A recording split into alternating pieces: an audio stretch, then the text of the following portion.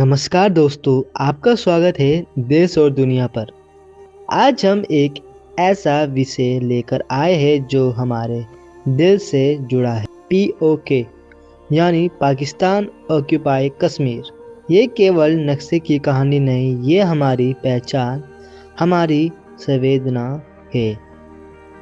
आज मैं आपको दिखाऊंगा कि इस इलाके का इतिहास क्या रहा, आज वह की कितनी मुश्किलें हैं, लोग क्या चाहते हैं और हम इसे कैसे वापस ला सकते हैं। अगर आप एक भावुक भारतीय हैं तो ये वीडियो ज़रूर देखिएगा, क्योंकि ये है हमारी ज़मीन की कहानी। जब भारत 1947 में विभाजित हुआ, ब्रिटिश सरकार ने प्रिंसिपल स्टेट को आज़ादी दी कि वे भारत, पाकिस्तान या स्वतंत्र रूप से रहे। जम्मू और कश्मीर एक बड़ा रियासत था, जहां आप पुरानी नक्शे तस्वीरें दिखा सकते हैं। महाराजा हरि सिंह ने तुरंत भारत या पाकिस्तान से जुड़ने का फैसला नहीं किया। वे चाहते थे कि उनकी रियासत स्वतंत्र रहे, लेकिन हालात बिगड़े, खासकर क्षेत्रीय विद्रोह कर बढ़ोतरी और असंतोष ने स्थिति को जटिल बना दिया। अक्टूबर 1947 में पाकिस्तान समर्थित कबायली हथियारबंद समूह, ट्राइबल मिलिटिशियन और पाक सेना ने घाटी की ओर हमला किया। ये हमले बहुत तेजी से हुए, राज्य प्रशासन और नियंत्रण गंवाना पड़ा। महाराजा हरि सिंह के पास कोई और विकल्प नहीं था। उन्होंने भारत सरकार से सहायता मांगी। उन्होंने इंस्ट्रूमेंट ऑफ एसेशन पर हस्ताक्षर किया और भारतीय सेना को प्रवेश की अनुमति दी। इस संघर्ष में भारत और पाकिस्तान बीच पहला युद्ध छिड़ गया। 1948 में भारत और पाकिस्तान के बीच युद्ध जारी रहा। अंततः संयुक्त राष्ट्र यूएन ने हस्तक्षेप किया और दोनों पक्षों को स्थिति पूर्ववत करने का प्रस्ताव रखा। यूएन ने पाक अधिकृत इलाकों से वापसी का आदेश दिया, लेकिन वह लागू नहीं हो पाया। वर्ष 1949 में सीज फायर हुआ और मिला सीज फायर लाइन, जिसे बाद लाइन ऑफ कंट्रोल कहा गया। यानी भारत और पाकिस्तान ने मान लिया कि वे उस रेखा तक सीमित रहेंगे जहां तक नियंत्रण था। जिस हिस्से को पाकिस्तान ने कब्जा कर लिया वह आज पीओके कहलाता है, जिसमें दो बड़े भाग हैं। पाकिस्तान का कब्जे वाला एंड कश्मीर पीओके, गिलगिट बल्टिस्तान। इन दोनों हिस्सों की भाषा, संस्कृति और प्रशासनिक स्थिति अलग अलग है। 1963 में पाकिस्तान ने सक्सगम वैली भारत के हिस्से को चीन को दे दिया, एक बाउंड्री समझौते के तहत। शिमला एग्रीमेंट 1972 में एलओसी को दे फैक्टो बॉर्डर माना गया। पीओके में कई जातियां और भाषाएं हैं। मुख्यतः लोग पंजाबी, पश्तो, बरोसी, बल्टी, कश्मीरी आदि भाषाएं बोलते हैं। विषय हिस्सा गिलगिट बल्तिस्तान में विविध भाषाएं हैं। आज़ाद कश्मीर में पंजाबी पहाड़ी बोली प्रचलित है।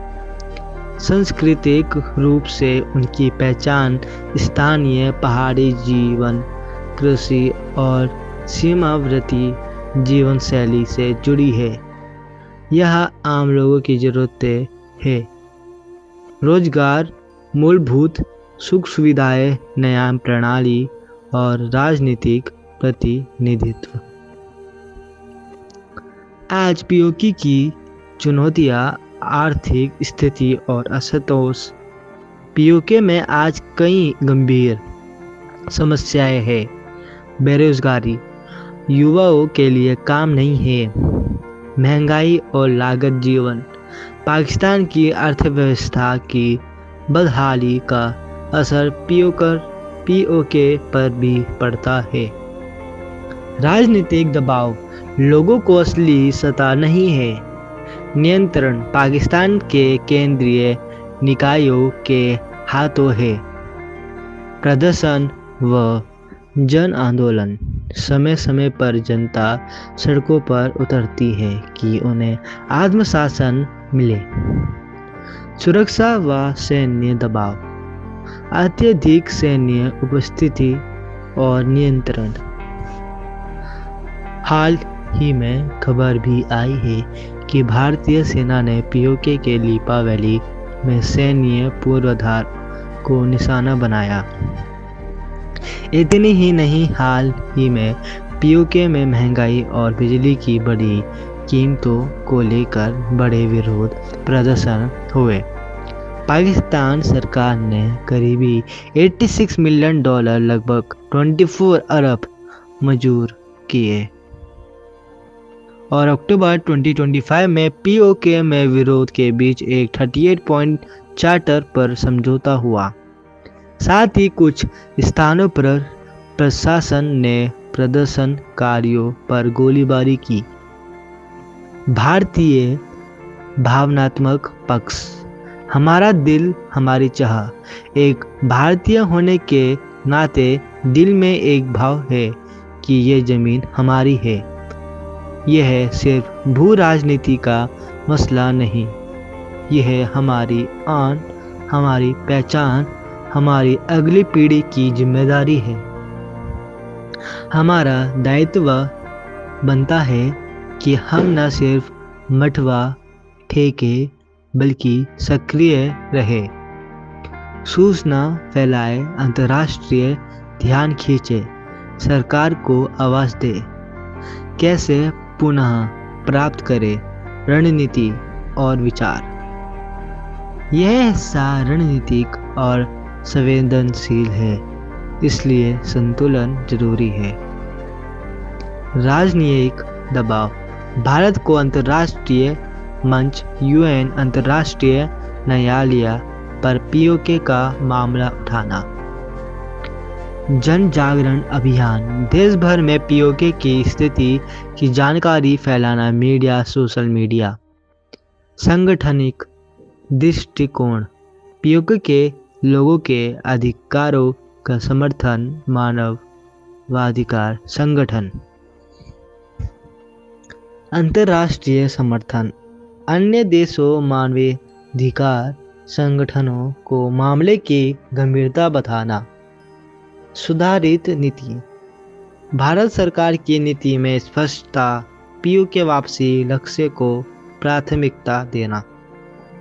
ध्यान, यह रणनीति का विचारशील योजना है। संलिप्त निर्णयों के लिए विशेष और सत्राधारी परामर्श जरूरी है। आज तक न्यूज़ 18 आदि चैनलों में पीओके पर विशेष कार्यक्रम और रिपोर्टिंग होती रही है। यह दर्शाता है कि यह मुद्दा अभी जिंदा है। उदाहरण स्वरूप, पीओके बैक इन फोकस शीर्षक वाले कार्यक्रम में बताया गया कि हाल के पहलगाम हमले के बाद पीओके पर ध्यान फिर केंद्रित हुआ। इंडिया टुडे ने भी पहले पीओके पर एक कहानी प्रकाशित की, जिसमें बताया गया कि किस किस तरह पाकिस्तान ने 1947 में इस क्षेत्र पर कब्जा किया। यूट्यूब पर how did Pakistan take half of Kashmir जैसे वीडियोस हैं जो इतिहास को विस्तार से बताते हैं। भारत पाकिस्तान के बीच अब तक हुई प्रमुख लड़ाइयाँ। अब सवाल है क्या 1947 से 1948 पहला युद्ध पीओके के लिए? पाकिस्तान ने कबायली हमलावरों के साथ मिलकर जम्मू कश्मीर पर हमला किया। भारत ने सेना भेजी, लेकिन सीज़फायर के बाद जो इलाका पाक के पास था वो पीओके बन गया। अब सवाल है, क्या 1965 दूसरा युद्ध? पाकिस्तान ने ऑपरेशन जिब्राल्टर चलाया, घाटी में घुसपैठ कर लोगों को विद्रोह के लिए उकसाने की कोशिश।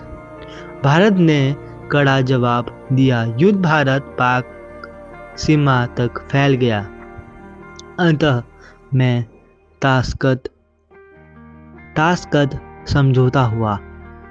अब सवाल है, क्या 1971 तीसरा युद्ध? बांग्लादेश मुक्ति। इस बार युद्ध का मुख्य मोर्चक पूर्व पाकिस्तान बांग्लादेश था। भारत ने पाकिस्तान को करारी हार दी। 93,000 पाक सैनिकों ने आत्मसमर्पण किया। युद्ध के बाद शिमला समझौता हुआ, जिसमें एलओसी को स्वीकारा गया, लेकिन पीओके पाकिस्तान के पास ही रहा। अब सवाल है, क्या 1999 कारगिल युद्ध? पाकिस्तान ने गुप्त रूप से अपने सैनिकों और आतंकियों को कारगिल की ऊंचाइयों पर कब्जा करने भेजा। भारत ने विराट पूर्वक उन्हें बाहर निकाला। ऑपरेशन विजय। पाकिस्तान की विश्व स्तर पर किरकिरी हुई। कारगिल में भारत ने सैन्य और रणनीतिक दृष्टि से पाकिस्तान को बहुत भारी नुकसान पहुंचाया। इनके अलावा कई बार एलओसी पर skirmishes, surgical strikes 2016, Balakot air strike 2019 जैसी कार्रवाइयाँ भी हो चुकी है। अब सवाल है, क्या पाकिस्तान ने पीओके पर कब्जा क्यों किया? क्या थी उसकी रणनीति? पाकिस्तान के पीओके पर कब्जा करने की योजना कोई अचानक नहीं थी। यह 1947 से पहले ही सोची गई थी। मुख्य उद्देश्य: भौगोलिक नियंत्रण। कश्मीर पाकिस्तान के ठीक ऊपर स्थित है। यदि वह इस क्षेत्र को पकड़ता है तो उसे चीन तक पहुंचने के लिए सीधा रास्ता मिलता है।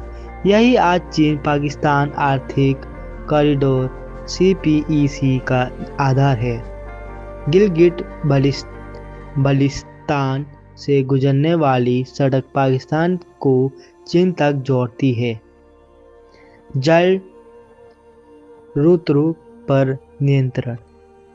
पाकिस्तान की नदियों झेलम, सिंधु, चिनाब का स्रोत कश्मीर में है।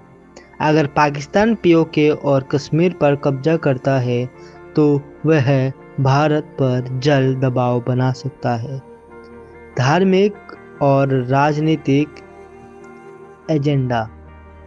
पाकिस्तान खुद को मुस्लिम राष्ट्र के रूप में प्रोजेक्ट करता है। वह कश्मीर को मुस्लिम बहुल कहकर धार्मिक आधार पर कब्जे को सही ठहराने की कोशिश करता है। अब सवाल है, क्या भारत को अस्थिर करना पाकिस्तान की ISI inter services intelligence Kashmir में आतंकवाद और मिलिटेशन फैलाकर भारत को आतंरिक रूप से कमजोर करने की रणनीति चलाती रही है? ये उसकी हजार घावों से भारत को लहूलुहान करने वाली नीति का हिस्सा था। अब सवाल है, क्या पीओके पाकिस्तान के लिए क्यों रणनीतिक रूप से सोने की चिड़िया है? पीओके प्लस गिलगिट बल्तिस्तान पाकिस्तान को चीन तक पहुंच और सेंट्रल एशिया के रास्ते प्रदान करता है। यहाँ से CPEC China Pakistan economic corridor गुजरता है, जिसकी वैल्यू अरबों डॉलर की है। पाकिस्तान चीन को ज़मीन देकर राजनीतिक समर्थन लेता है, जबकि वहाँ के लोगों को कोई असली आज़ादी नहीं है। अब सवाल है, क्या मिलिटेशन फैलाने में पाकिस्तान की भूमिका? पाकिस्तान ने 1980 के बाद से पीओके को आतंकवादी प्रशिक्षण शिविरों का अड्डा बना दिया। यहाँ से आतंकवादी घुसपैठ कर भारत के कश्मीर में जाते हैं। आईएसआई और पाक सेना मिलकर इसको मैनेज करती है। आज भी पीओके में 30 से ज़्यादा एक्टिव टेरर लॉन्च पैड्स है। इसमें पीओके के आम लोगों की सीधी गलती नहीं, लेकिन पाकिस्तान ने वहाँ के गरीब युवाओं को ब्रेन वॉश और मजबूरी में आतंकवाद के रास्ते पर धकेला। अब सवाल है, क्या दुनिया में ऐसे कई उदाहरण हैं? जब अपनी ज़मीन की बात आती है तो हर राष्ट्र ठोस कदम उठाता है। इसराइल वर्सेस गाजा हमास जब हमले हुए तो इसराइल ने पूरा सैन्य अभियान चलाया। रशिया वर्सेस यूक्रेन, रूस ने अपने रणनीतिक हितों के लिए सीधा हमला किया। अमेरिका ने भी 1912 के बाद अफगानिस्तान में घुसकर कार्रवाई की। चाइना ने भी साउथ चाइना सी में अपनी उपस्थिति मजबूत करने में संकोच नहीं किया। भारत एक संवैधानिक लोकतंत्र है, इसलिए वह अंतर्राष्ट्रीय कानून और कूटनीति का पालन करता है। लेकिन इसका मतलब यह नहीं कि हम अपनी भूमि को भूल जाएं। भारत ने पहली भी Kargil, surgical strike, air strike जैसी कार्रवाइयाँ की है और भविष्य में भी रणनीतिक व सैन्य कदम उठाना कोई असंभव बात नहीं।